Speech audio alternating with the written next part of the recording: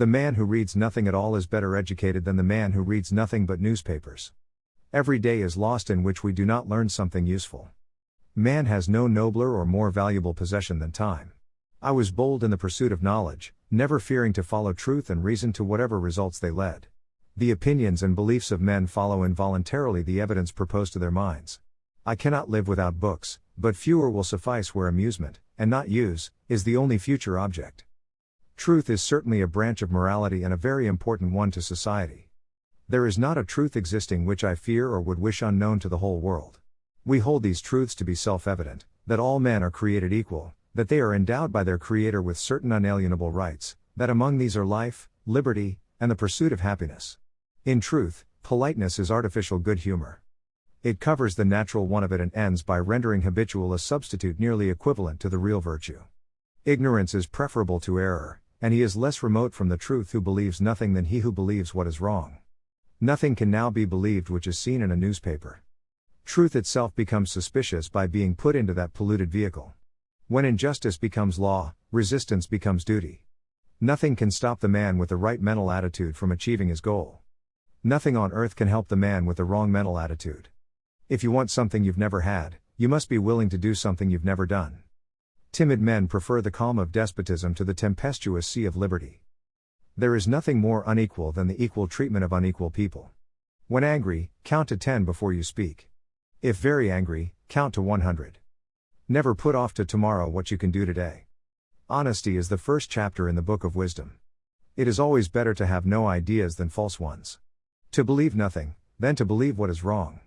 Whenever you do a thing, act as if all the world were watching. Our greatest happiness does not depend on the condition of life in which chance has placed us, but is always the result of a good conscience, good health, occupation, and freedom in all just pursuits. No freeman shall be debarred the use of arms. Rightful liberty is unobstructed action according to our will within limits drawn around us by the equal rights of others. I do not add within the limits of the law because the law is often but the tyrant's will, and always so when it violates the rights of the individual. Our liberty depends on the freedom of the press, and that cannot be limited without being lost. The boisterous sea of liberty is never without a wave. The legitimate powers of government extend to such acts only as are injurious to others. It does me no injury for my neighbor to say there are 20 gods or no God. It neither picks my pocket nor breaks my leg. Whenever the people are well informed, they can be trusted with their own government, that whenever things get so far wrong as to attract their notice, they may be relied on to set them to rights. I predict future happiness for Americans if they can prevent the government from wasting the labors of the people under the pretense of taking care of them. It is error alone which needs the support of the government. Truth can stand by itself.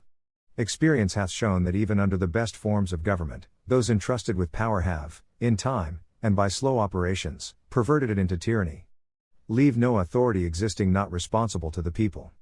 Our civil rights have no dependence on our religious opinions any more than our opinions in physics or geometry. Where the press is free and every man able to read, all is safe. Only aim to do your duty, and mankind will give you credit where you fail. I tremble for my country when I reflect that God is just. That His justice cannot sleep forever. My theory has always been that if we are to dream, the flatteries of hope are as cheap and pleasanter than the gloom of despair. But friendship is precious, not only in the shade, but in the sunshine of life, and thanks to a benevolent arrangement, the greater part of life is sunshine. I find friendship to be like wine, raw when new, ripen with age, the true old man's milk and restorative cordial. Peace and friendship with all mankind is our wisest policy, and I wish we may be permitted to pursue it. Friendship is but another name for an alliance with the follies and the misfortunes of others. Our own share of miseries is sufficient. Why enter then as volunteers into those of another? War is an instrument entirely inefficient toward redressing wrongs, and multiplies, instead of indemnifying losses. I never will, by any word or act, bow to the shrine of intolerance or admit a right of inquiry into the religious opinions of others. Experience demands that man is the only animal which devours his own kind, for I can apply no milder term to the general prey of the rich on the poor. As our enemies have found, we can reason like men, so now let us show them we can fight like men also. When a man assumes a public trust, he should consider himself as public property. But as it is, we have the wolf by the ear, and we can neither hold him nor safely let him go. Justice is on one scale, and self-preservation on the other. A machine for making revolutions is doing precisely the wrong thing at just the right time. Let us have faith that right makes might, And in that faith, let us dare to do our duty as we understand it. I am satisfied and sufficiently occupied with the things which are, without tormenting or troubling myself about those which may indeed be, but of which I have no evidence. The earth belongs to the living, not to the dead. When you come to the end of your rope, tie a knot and hang on. The art of life is the art of avoiding pain. Power is not alluring to pure minds. He who permits himself to tell a lie once finds it much easier to do it the second time. Don't talk about what you have done or what you are going to do. A coward is much more exposed to quarrels than a man of spirit. I believe that every human mind feels pleasure in doing good to another. Be polite to all, but intimate with few. One travels more usefully when alone because he reflects more. Happiness is not being pained in body or troubled in mind. The most valuable of all talents is that of never using two words when one will do. Do not bite at the bait of pleasure till you know there is no hook beneath it. It takes time to persuade men to do even what is for their own good. If a nation expects to be ignorant and free, in a state of civilization, it expects what never was and never will be. I hope our wisdom will grow with our power and teach us that the less we use our power, the greater it will be. Every human being must be viewed according to what it is good for. For not one of us, no, not one, is perfect. And were we to love none who had imperfection, this world would be a desert for our love. In matters of style, swim with the current. In matters of principle, stand like a rock. I'm a greater believer in luck, and I find the harder I work, the more I have of it. Do you want to know who you are? Don't ask. Act. Action will delineate and define you. Never trouble another for what you can do yourself. It is the great parent of science and of virtue, and that a nation will be great in both, always in proportion as it is free. I prefer dangerous freedom over peaceful slavery. He who knows best knows how little he knows. I like the dreams of the future better than the history of the past. We must dream of an aristocracy of achievement arising out of a democracy of opportunity. Nothing gives one person so much advantage over another as to remain always cool and unruffled under all circumstances. Pride costs us more than hunger, thirst, and cold. The care of human life and happiness, and not their destruction, is the first and only object of good government. One man with courage is a majority. I find that he is happiest of whom the world says least, good or bad.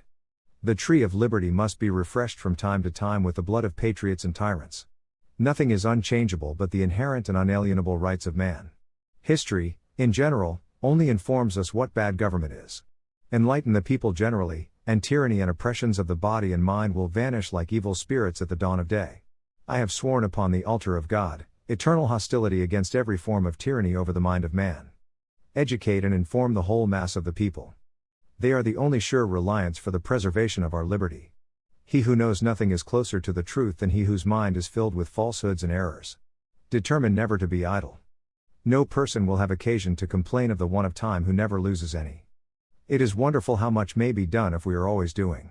Question with boldness even the existence of a God because, if there be one, he must more approve of the homage of reason than that of blindfolded fear.